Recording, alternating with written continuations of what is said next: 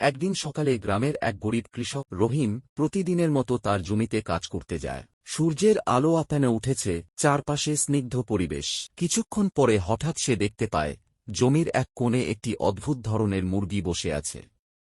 মুরগিটি অন্য যে কোনো মুরগির চেয়ে বেশ বড় এবং তার পালকগুলো ছিল যেন সোনালি ঝলমলে। রহিম মুরগিটিকে বাড়িতে নিয়ে আসে।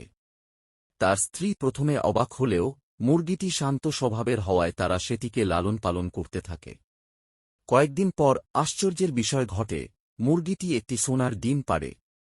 রহিম প্রথমে বিশ্বাস করতে পারে না, কিন্তু যখন ডিমটি বাজারে নিয়ে বিক্রি করে দেখে সেটি আসলেই খাঁটি সোনার, তখন তার চোখ কপালে ওঠে। এরপর থেকে প্রতিদিনই মুরগিটি একটি করে সোনার ডিম দিতে থাকে। রহিম ধীরে ধীরে গরিব থেকে ধনী হয়ে ওঠে। তাদের কুঁড়েঘরটি পাকা বাড়িতে রূপান্তরিত হয়। গ্রামে সবাই বলতে শুরু করে, রহিমের ঘরে স্বর্ণের খনি বসেছে। কিন্তু সুখ বেশি দিন স্থায়ী হয় না।